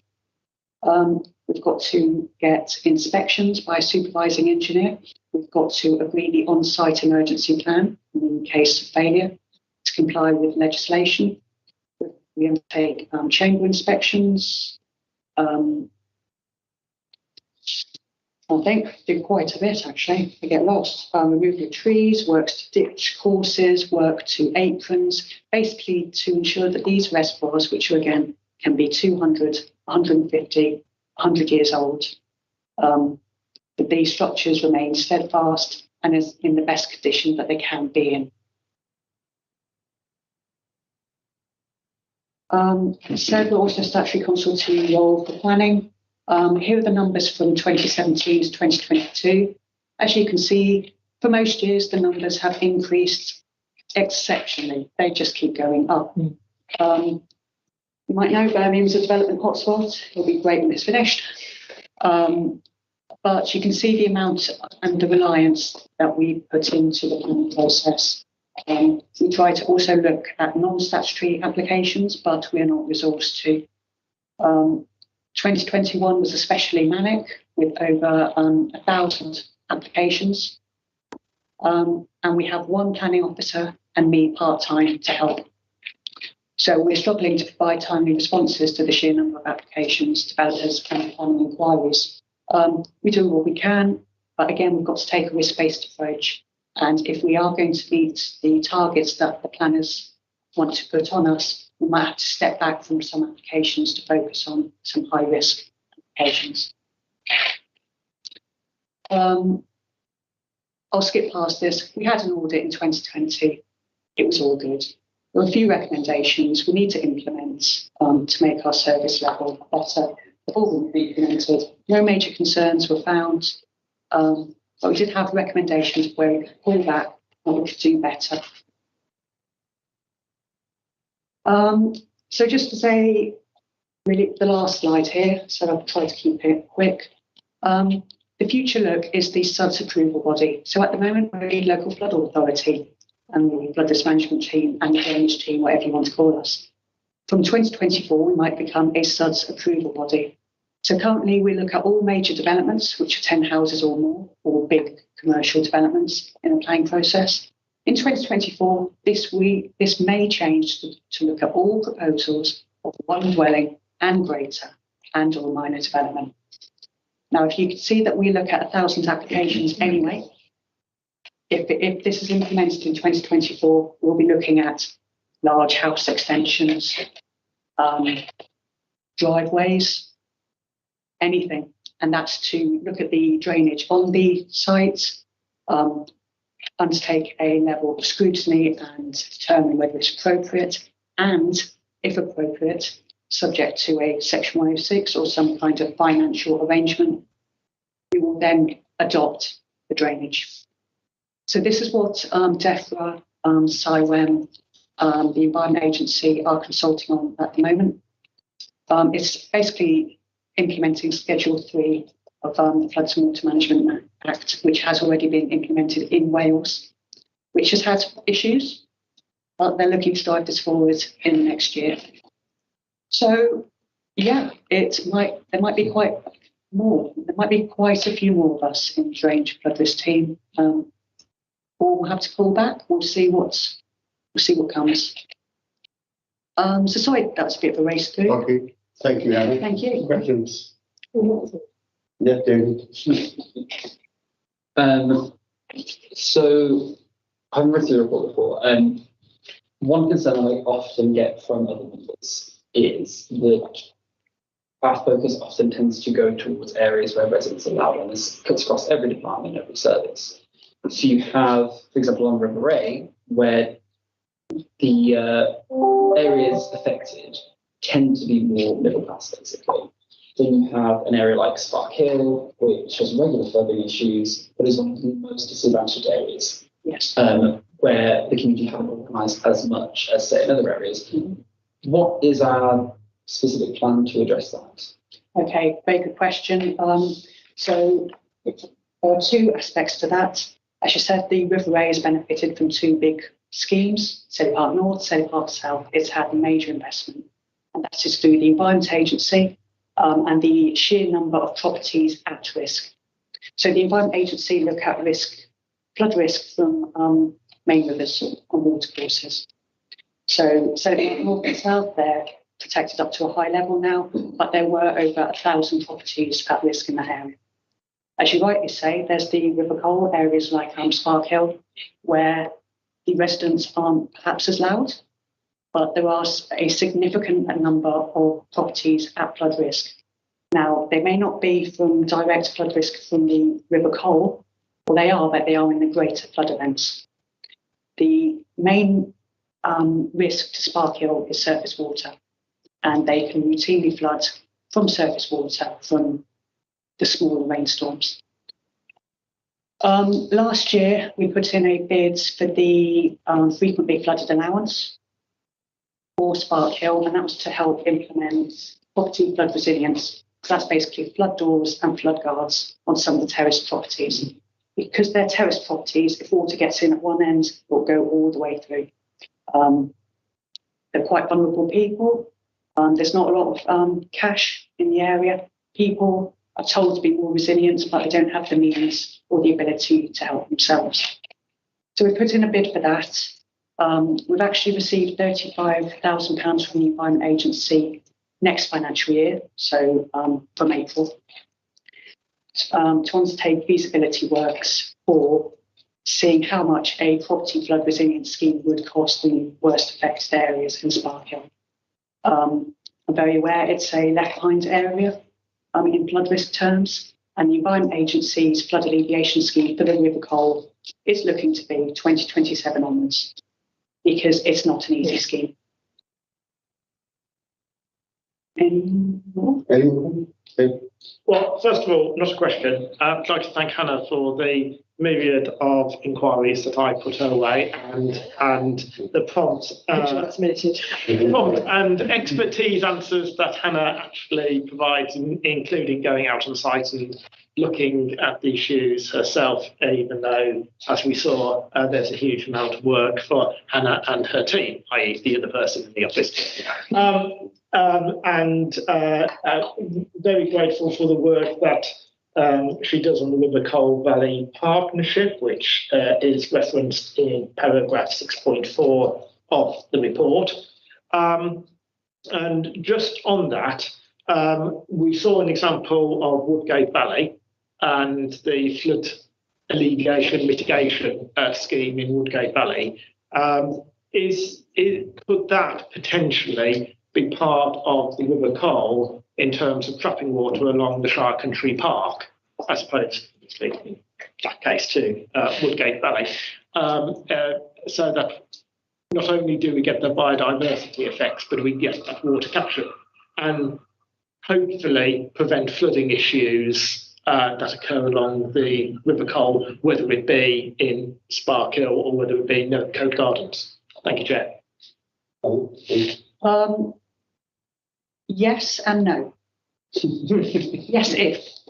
Yes, I like it. I like it. Now, the Shire Country Park is quite a linear park. There isn't an ample amount of land to accommodate the volume storage that you would need to actually alleviate the flood risk from the River Cole. It's quite a flashy watercourse. On a nice summer's day, it's piddly. It's not like a lovely babbling brook. After a bit of rain, it can be ferocious.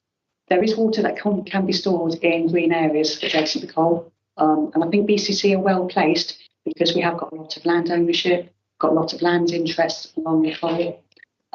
Also got a good relationship with Solihull and Worcestershire, who are also being asked to look at land within their ownership or within their boundary areas to help accommodate water.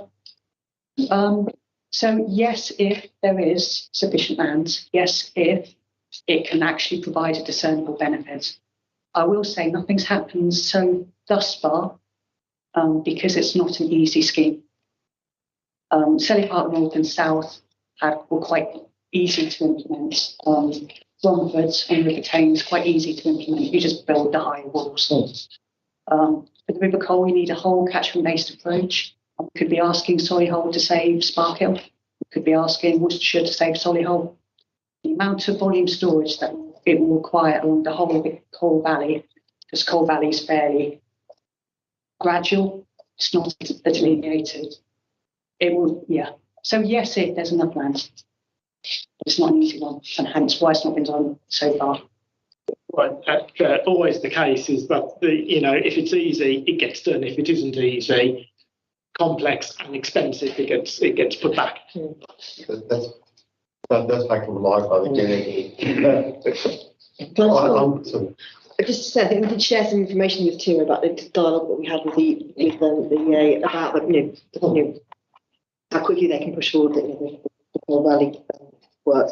So we'll keep on the case there.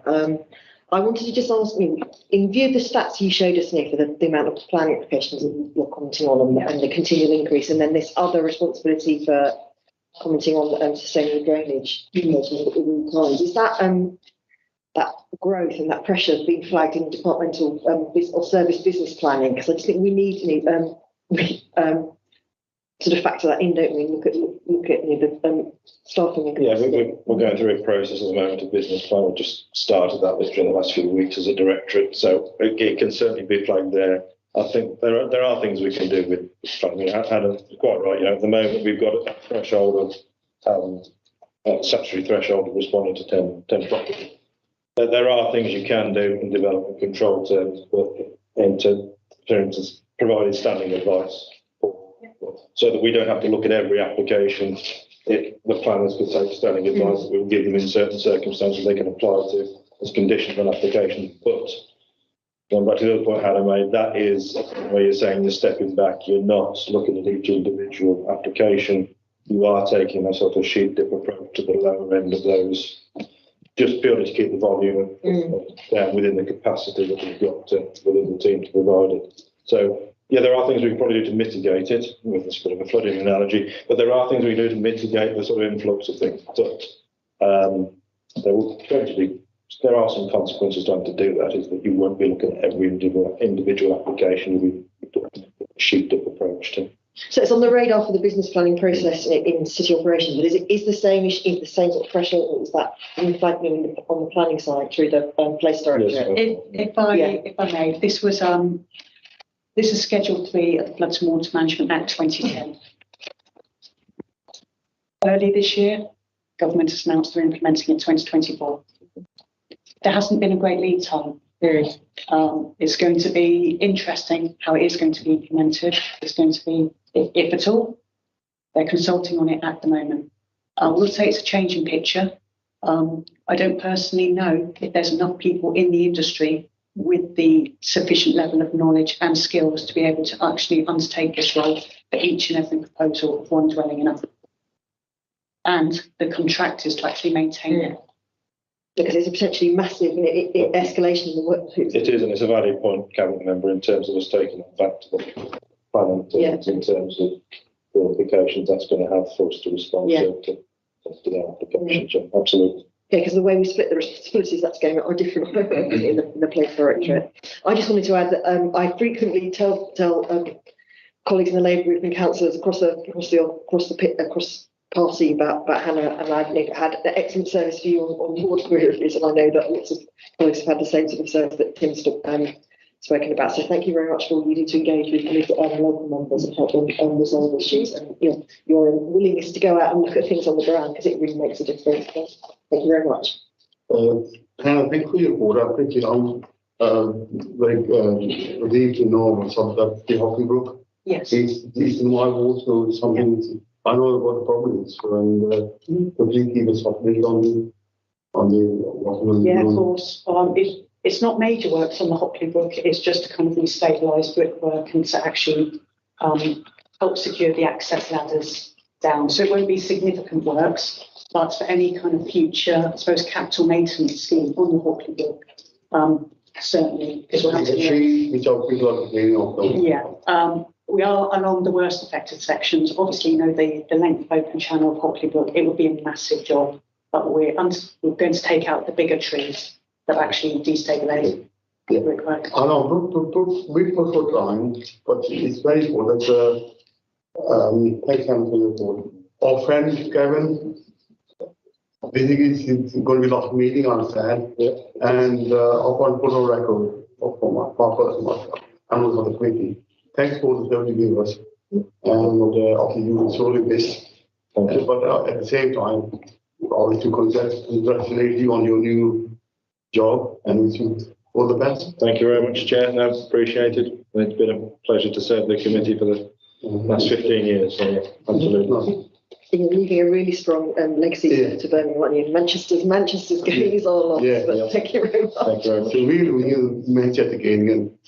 Thank you, Chair. Thank you, Cabinet. And we'll be watching what you're watching. I'll be watching what you're all doing. We're watching the Manchester Cars.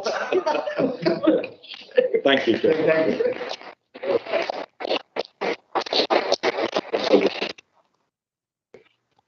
Okay, Thank you, Chair.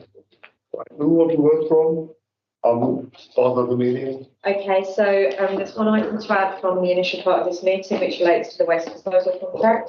There were already 2 items on that agenda, one of which is the City of Nature, and the second was in terms of the road safety strategy, which Bill has referenced earlier in the presentation. Are you still happy to proceed with those 2 items plus the one that's been agreed today? And secondly, is you've got no aims and objectives specifically outlined for the road safety strategy. So whether the committee wants to, has got anything further to add, then be updated on the work of the strategy as it is, whether you want it, you're happy with that kind of general wording, or whether there's anything specific. So I think my challenge is someone who served on this for a long time, and I think this strategy for safety maybe needs a meaning. Particularly, I think it's what I said, but I know it's total resources, but in terms of road safety, you've got a number of casualties and things like that. I think it's more time you move away from, actually seeing some fatality on the road to drive hard. You better be dealing with the road safety prevention. Use that to give some guidance to. Yeah, I think, through you, Chair, we are looking, at the number of remarks and comments you said, against the hospital, made some comments. We get it, Cabinet quite regularly on there, City Council questions. So I think we're hearing and listening that people, I wouldn't say it's not that, I think they all understand why it's done the way it's done, but the challenge is, can we do it a different way, or a better way, or a more effective way? And I think, as you say, Chair, it's quite right, elected members, enter that discussion and debate, because I think it's got to be a thorough debate, isn't it? Chair, I would say, and in terms of doing it a better way, a more aligned way with other allocations spent by the City Council, because too often we get one scheme and then another scheme just a few months or a year later on, where with a bit more thought, the 2 could have been combined, saved us money and give us, and more importantly, residents, better outcomes if there'd been that joined up alignment and thinking. Thank you. Move on to, we got done with updates for next meeting. Agreed? Great. Any other meetings? Yeah. So procurement and office to that. Thank you very much. Just all right. You're on time. Yeah, thank you on time. Everyone, Someone's left left. this live stream.